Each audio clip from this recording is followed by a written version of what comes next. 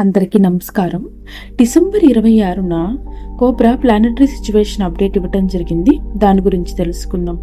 Light forces ఉపరితలంపై దాగి ఉన్న లర్కర్ హ్యుమానిటీతో ముడిపడి ఉన్న అనామలీని పూర్తి శక్తితో తొలగిస్తున్నారు. ఇది ఊహించిన దానికంటే చాలా కష్టమని నిరూపించబడినప్పటికీ లైట్ ఫోర్సెస్ నెమ్మదిగా అయినా స్థిరమైన పురోగతిని సాధిస్తున్నారు. ప్లానెటరీ ఎనర్జీ గ్రిడ్ను నియంత్రించేందుకు అలాగే టైం లైన్ కోసం లైట్కి డార్క్కి మధ్య యుద్ధం జరుగుతోంది. లైట్ ఫోర్సెస్ మరియు వైట్ హ్యాట్ లైట్ వర్కర్స్ ఉపరితలంపై ఎమరాల్డ్ గ్రిడ్ను నిర్మిస్తున్నారు. అయితే ఇల్యూమినాటి మరియు grey hat light workers positive emerald గ్రిడ్లోకి చొరబడటానికి, దాన్ని కలుషితం చేయడానికి లేదా నాశనం చేయడానికి లేదా నెగిటివ్ ఎమరాల్డ్ గ్రిడ్ను సృష్టించేందుకు ప్రయత్నిస్తున్నారు. లైట్ ఫోర్సెస్ మరియు పాజిటివ్ లైట్ వర్కర్లు అత్యంత పాజిటివ్ ప్లానెటరీ టైమ్ లైన్ను యాంకర్ చేయడానికి ప్రయత్నిస్తున్నారు. అదే సమయంలో డార్క్ ఫోర్సెస్ అవగాహన లేని హ్యుమానిటీని ఉపయోగించి అత్యంత నెగిటివ్ టైమ్ లైన్ను స్థిరపరిచేందుకు ప్రయత్నిస్తున్నారు.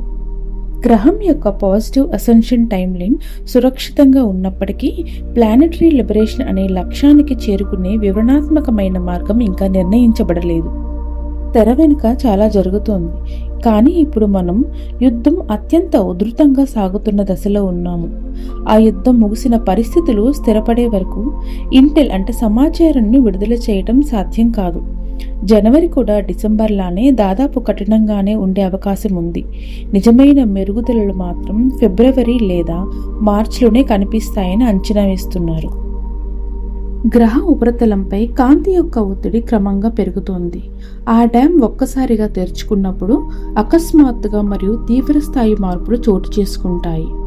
నవంబర్ 11న దీనికి సంబంధించిన ఒక చిన్న అనుభూతి లభించింది.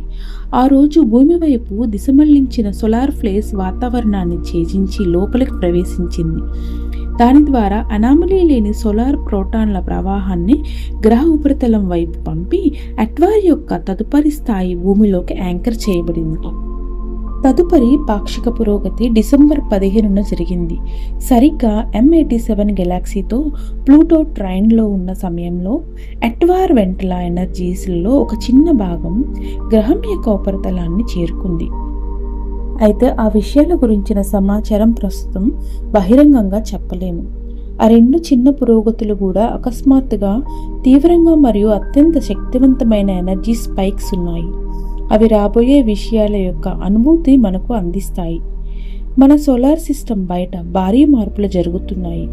కాస్మిక్ బుద్ధిక్ ప్లేన్లోని కాస్మిక్ లవ్ ఎనర్జీస్ మల్టీవర్స్లోకి ప్రవహిస్తుంది. ఇది సృష్టి యొక్క అన్ని తలాలలో ప్రేమ నిరంతరం ప్రవహించేలా చేస్తోంది. హీలియోపాజ్కు బయట ఇంకా మిగిలి ఉండే లర్కర్ యొక్క చిన్న అవశేషాలను కూడా ఇది క్షణాలలో గ్రహించి రూపాంతరం చెందిస్తోంది. ఇది సోలార్ సిస్టమ్ బయట ఉన్న డార్క్ ఎనర్జీస్ అనామలీ ముగింపు. అలాగే వచ్చే 10 లేదా 20 బిలియన్ సంవత్సరాల్లో మొత్తం మల్టీవర్స్ను ఒకదానిలోకి గ్రహిస్తోంది. ఇది కాస్మిక్ హార్ట్ యొక్క ప్రారంభం. మల్టీవర్స్ అంతటా అన్ని ప్రధాన నివాస గ్రహాల్లో మరియు ఇతర చోట్ల స్వచ్ఛమైన ఎమరాల్డ్ గ్రిడ్ యాంకర్ చేయబడింది. M87 గెలాక్సీకి చెందిన ఆయే అనే పేరు గల భారీ కాస్మిక్ దేవదూత కాస్మిక్ లవ్ ఎనర్జీస్తో మొత్తం సోలార్ సిస్టమ్ను ఆలింగనం చేసుకుంది. ఈ దేవత హీలియోపాస్ నుంచి కాంతి సంవత్సరం దూరంలో ఉన్న ఊట్ మేఘం అంచు వరకు అన్ని దిశల్లో విస్తరించి దాదాపు గోళాకార ఆకారంలో ఉంది. ఇది చాలా ఎక్కువ వైబ్రేషనల్ ఫ్రీక్వెన్సీ కలిగిన అందమైన వైలెట్ పింక్ మృదువైన మేఘంలా కనిపిస్తుంది మరియు నిరంతరం చాలా ఎక్కువ ఫ్రీక్వెన్సీ గల లవ్ ఎనర్జీస్లను సోలార్ సిస్టంలోకి విడుదల చేస్తుంది. ఈ లవ్ ఎనర్జీస్ వాస్తవానికి ఆ ఏంజిల్ యొక్క బయట అంచున ప్రారంభమై లోపలికి ప్రవహించే పాజిటివ్ ప్లాస్మా ఫిలమెంట్ మరియు హీలియోపాజ్ బయట ఉన్న అనేక పాజిటివ్ ఎక్స్ట్రా టెరెస్ట్రియల్ రేస్ల యొక్క మదర్ షిప్ ఫిలమెంట్లకు అనుసంధానించబడి ఉన్న చిన్న ముత్యాలలా కనిపిస్తున్నాయి. ఇది మొత్తం M87 గెలాక్సీలో ఇటీవల జరిగిన మ్యాగ్నెటిక్ పోల్ షిఫ్ట్కు సంబంధించినది మరియు గెలాక్టిక్ సెంట్రల్ సన్ యొక్క పెరిగిన యాక్టివిటీలతో కూడా ఇది సంబంధం కలిగి ఉంది. ఇవి మనలకు గెలాక్టిక్ సూపర్ వేవ్ మరియు పోల్ షిఫ్ట్లో మరింత దగ్గరగా తీసుకొస్తున్నాయి.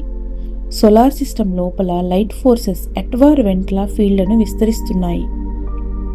ఈ ప్రక్రియ వాస్తవానికి దశాబ్దాల క్రితం 1952లో సోలార్ సిస్టంలో అస్తర్ కమాండర్ రాకతో ప్రారంభమైంది. ట్రంప్ పరిపాలన డిస్క్లోజర్స్ వైపు, అలాగే పిల్లలను రక్షించే వైపు అడుగులు వేస్తుంది.